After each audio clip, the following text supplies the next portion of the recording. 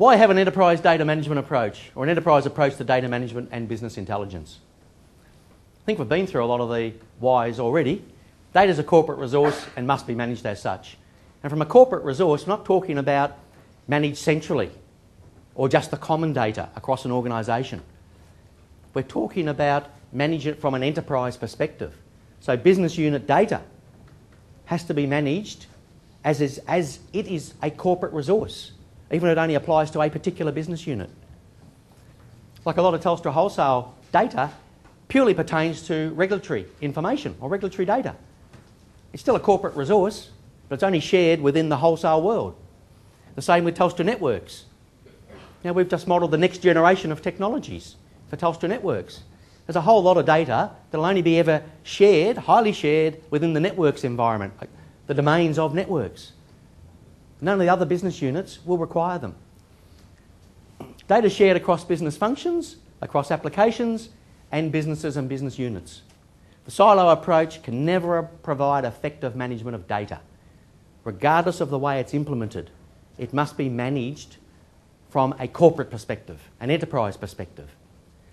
We did an exercise back in the 90s for a company in Asia-Pac, 34 countries, called DHL, and they were implementing a new customer architecture.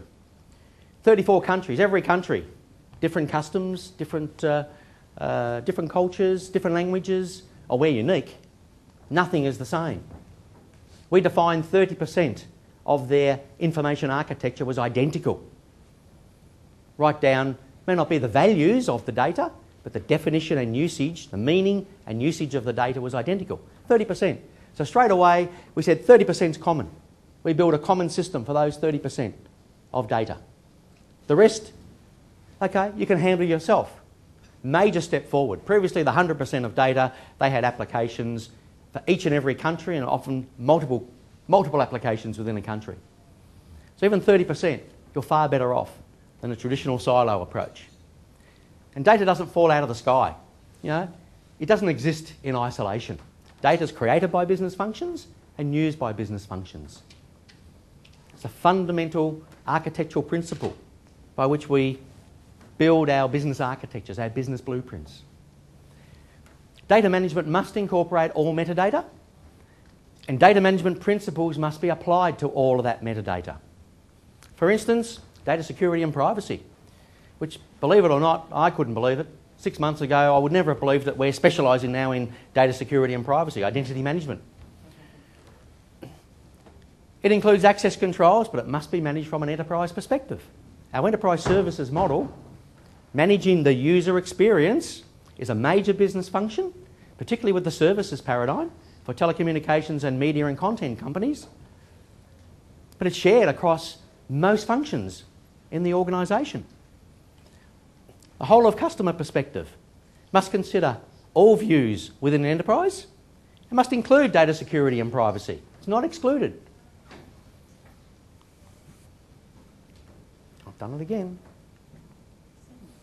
Okay, we have an enterprise integration framework, which is a metadata-based, service-oriented architecture for enterprise integration. Everything that drives our business blueprint, everything that drives this integration framework is driven from strategic business objectives. You must understand the strategic business objectives. Objectives in themselves are futuristic. The business domain is driven by the strategic business objectives. Some organisations we're working in now have a planning process that goes from the board, fully integrated all the way down to the manufacturing units and the plants.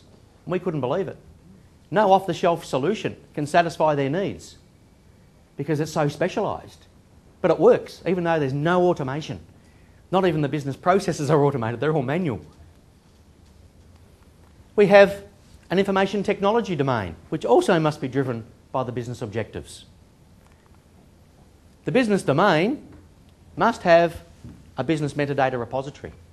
And some of those metadata objects, the enterprise services model, our business blueprint, is one of those aspects that ties those business functions and business data and business processes together in a single specification.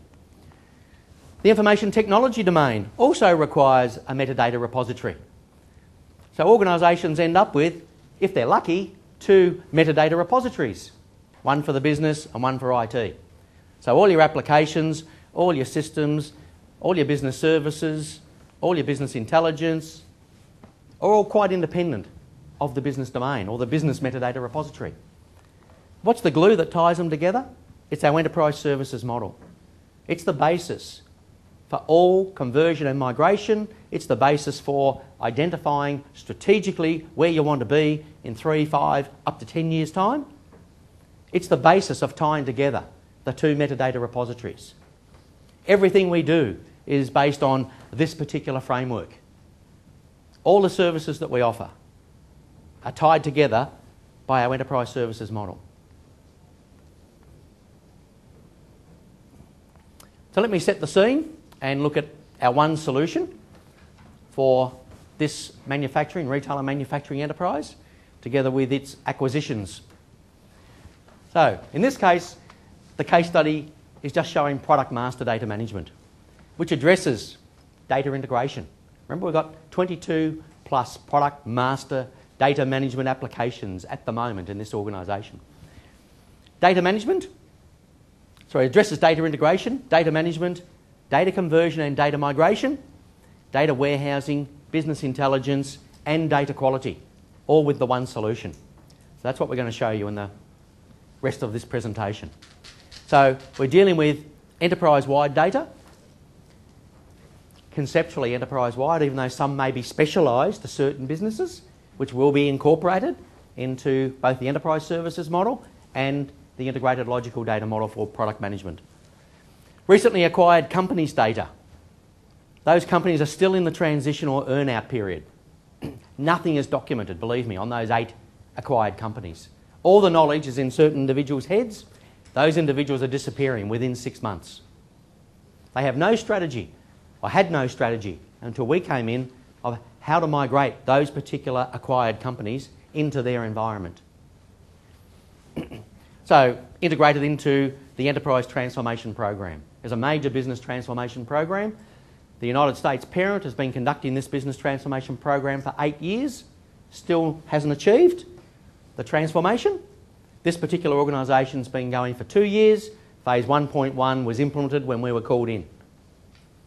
They'd had many consultancies in there telling them the way they should be progressing. Not one of those consultancies said, you need to pull out your master data from your ERP applications. You need to build the one solution for that product master data. And remember, a retailer and manufacturer, the most common data, the most highly shared data you'd ever think of is product data. Even though some of that product data will be specialised to the seafood side of the business, or the retail side of the business, or the food service side of the business. There's lots of specialisations. However, 80% of that data is highly shared across 2 or more of those businesses.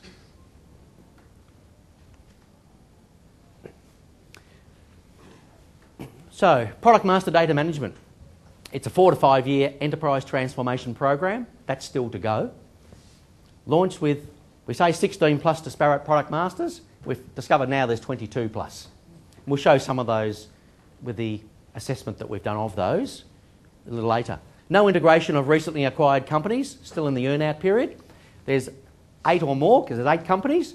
We've discovered one of those companies itself has 6 disparate product masters on varying technologies. Chameleon, SAP, you name it. They run different implementations, different packages, different environments. Recognition of poor data quality in each legacy product master data management application. And that's coming from the CEO, the CFO and the COO.